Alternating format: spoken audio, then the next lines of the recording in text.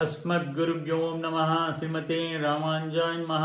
श्री अलवेलुमंगा समेत श्री वेंकटेश्वर स्वामी नमः। श्री कृष्ण परमात्मे नमः। श्री गोदादेव्यै नमः। नीलातुङ्गस्तनिगिरितटिसुप्त उद्बोध कृष्णं पारात्यं संश्रुतिमध्यापयन्ति सोचिष्टायां सनुतभुङ्क्ते गोदा तस्यै नमैदमिदभूयः அன்னவயல் புதுவையில் ஆண்டாள் அரங்கற்க பணில் பல்பல் பதியம் இன்னிசையால் பாடி கொடுத்தாள் பாமாலை பூமாலை சுடி கொடுத்தாளை சொல்லு சொல்வ சொல்வ பாழ்வளாய் నాడి నీ వేంగడవరకు మాతం నన్గ నల్గ. భక్తులందరికీ నేటి 30వ పాశంన స్వాగతం. వంగ కడల్ కడైంద మాధవனை కేశవனை திங்கள் திருமத்து செஞ்சி அங்கப்பறை கொண்ட மாதை அணுப்புதுவை பைங்கமல் தன்றொழியல் பட்டர் பிரான் கோதை சொன்ன செங்கத்தல்மில் மாலை 30 தப்பாமே இங்கு பெறுவார் 2 செங்கன் திருமத்த செல்வ திருமல்லான் எங்கும் திருவள் பெரும்பாவோய் வங்க கடல் கடைந்த மாதவனை கேசவனை திங்கள் திருமத்து செஞ்சி அங்கப்பறை கொண்ட மாதை அணுப்புதுவை பைங்கமல் தன்றொழியல் பட்டர் பிரான் கோதை சொன்ன செங்கத்தமிழ் தப்பாமே இங்கு பரிவார் 2 செங்கன் திருமத்த செல்வ திருமல்லான் எங்கும் திருவரல் பெத்து இம்பர் பாவாய் இச்சடு எம்பாவோய். సముద్ర మదమున చూడవచ్చిన ఋషులు ఎక్కి ఉన్న ఓడలతో నిండి ఉన్న క్షీరసాగును మదించుటచే లక్ష్మిని ధరించగానే మాధుడై సుందర శిరోజములతో బ్రహ్మరుద్రాలను కూడా ధరించుటచే కేశవుడైనటి స్వామిని చంద్రబింబం వలె ఆనందంతో ప్రకాశించు ముఖ మండలంలో దివ్యాభరణములు ధరించిన గోపికలు చేరి ప్రాణపూర్వకంగా స్తుతించి నందవజమున ఆనాడు ద్వాపర యుగమున తమ ప్రయోజనకై శ్రీకృష్ణుని లోకుల కొరకు వర్షమును లభించేటట్టు కోరిరి. ఆ చరిత్రను భూమికి ఆభరణమున అనదగిన శ్రీ విల్లిపుత్తూరు ఎందు నివసించు చల్లని తామర పూసల మాలికను ధరించు బ్రాహ్మణోత్తములకు శ్రీ విచ్యుతుల ముద్దుల పట్టి అయిన గోదాదేవి సుందరమైన ద్రవిడ పాశములను మాలిక గూర్చి శ్రీపతికి అర్పించింది. సంగముగా కూర్చోబడిన ఈ ద్రవిడ పాశముల మాలిక అందలి 30 క్రమము తప్పక ఈ లోకంలో తనవలే అనుసంధింతారో అట్టివారు కూడా పర్వత శిఖరములను వలె పెరిగి ఉండు 4 భుజములను ధరించి ఉన్నట్టి వాత్సములు నిన్న నేత్రము కలిగినట్టి ఐశ్వర్యనిచ్చు దివ్య ముఖమండలమును కలిగినట్టు లక్ష్మీనాథునిచే ఎల్లప్పుడూ కూడా అన్ని విషయంలో కూడా దివ్య కటాక్షము పొంది ఆనందింపజేయబడదురు. ఈ పాశంలే శ్రీపతి కటాక్షము తమ అనుసంధించు వాళ్ళను ఒసుగును. 30 పాటలున్న తిరుపావై ఆధ్యాత్మిక వాంగ్మయానికి శిరోభూషణము. ఓ దివ్యమైన ప్రబంధరాజము, సకల వేదాలకి బీజము. ఇది నేర్వని వారికి జీవితంలో ఓ లోటు ఉందని ఉంటుంది. భూమి అట్టివారిని మోయిట బరువు చేరని విజ్ఞులందరూ కూడా భావించారు. గోదాదేవి తాను దాల్చి విడిచిన మాలను 2 రకాలుగా అర్పించింది స్వామికి. 1 పుష్పమాల ఉచ్చిష్టముగా అందిస్తే అది కావాలని తీసుకున్నాడు పెరుమాళ్ళు. 2వది పాశముల మాలిక. తాను అనుభవించేవన్నీ కూడా స్మరించి అవే పాటలుగా పాడింది. ఇది ఈమె ముఖోచిష్టమే. ఆ పాటలను స్వీకరించి అవి నిజమేనని నిరూపించడానికి మానవ కన్యగా ఉన్న గోదాదేవిని అష్టావిగ్రహంలో శ్రీరంగనాథుని శ్రీరంగ క్షేత్రంలో వివాహమాడి తనలో చేర్చుకున్నాడు.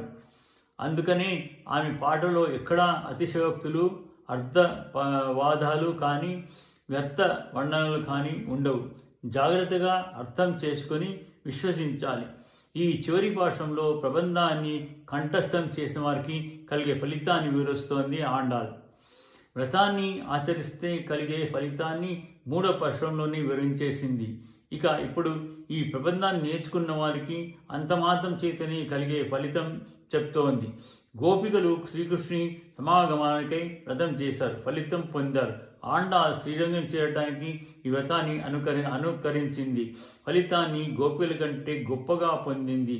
మనకి ఈనాడు అన్ని శ్రమలు కూడా అక్కర్లేదు, ఇవి చదువుకుంటే చాలునట. వారు పొందిన దానికంటే కూడా గొప్ప ఫలితాన్ని పొందగలగని ఆండాళ్ వివరిస్తోంది. ఇది పాడినది శ్రీకృష్ణుని గురించి.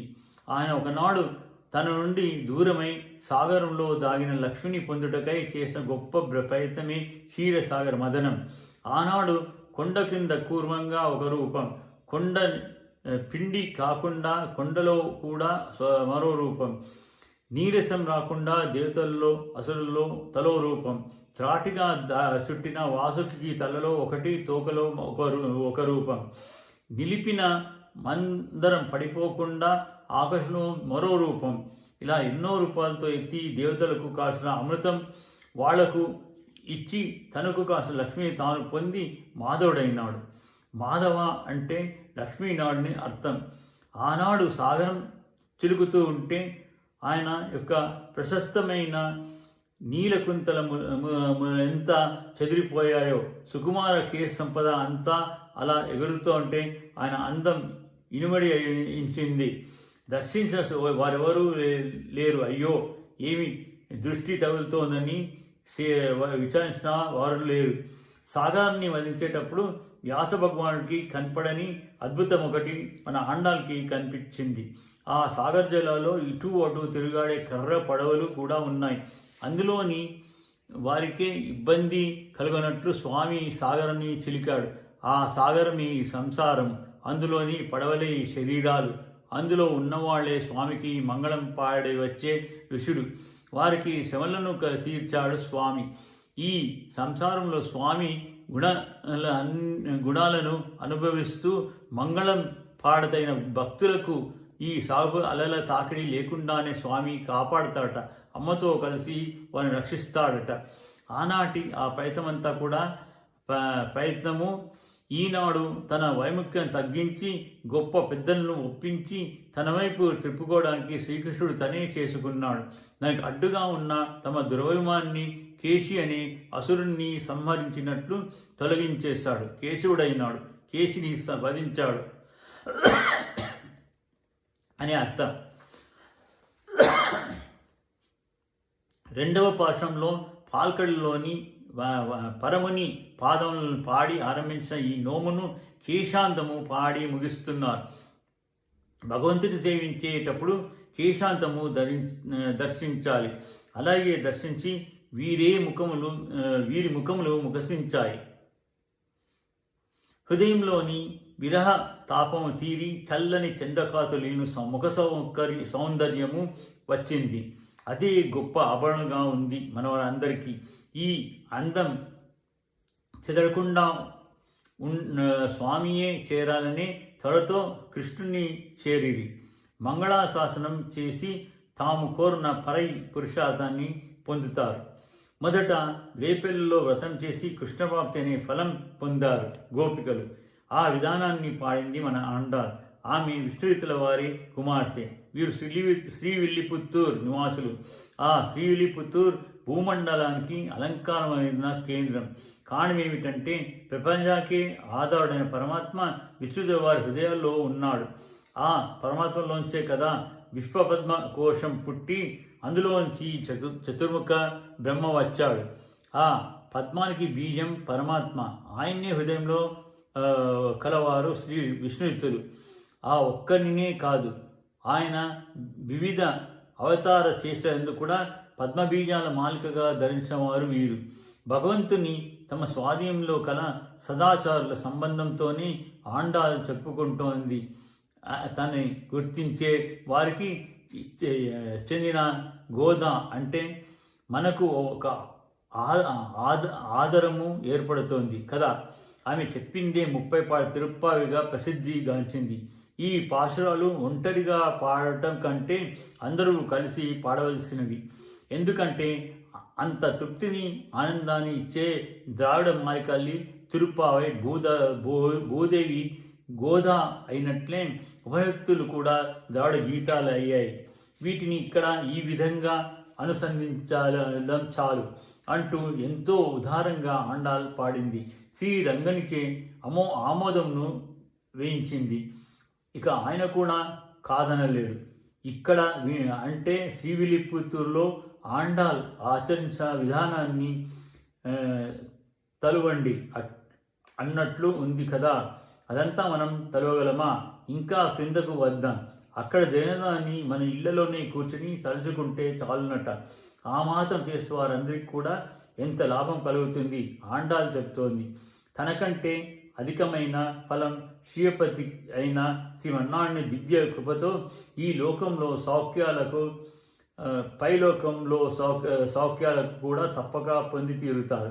అలా వాళ్ళని అనుగ్రహించడానికి 2 చేతులను ఆశ్రితులను విడువనట్లు దృఢమైన 4 బావులు గల చేసుకొని సిద్ధంగా ఉంటాడట. ఆ పని కూడా మన కోసం అని కాక తనకై అదొక అలభ్య లాభంగా భావిస్తాడని ఆయన యొక్క వాత్సల్యపూర్వమైన ఎర్రని ముఖారుందయే చెప్తోందట. చూడండి ఆండాల్ అన్నది. ఈ తెల్లవారుతూ ఈ 30 పాటలు పాడుకున్నా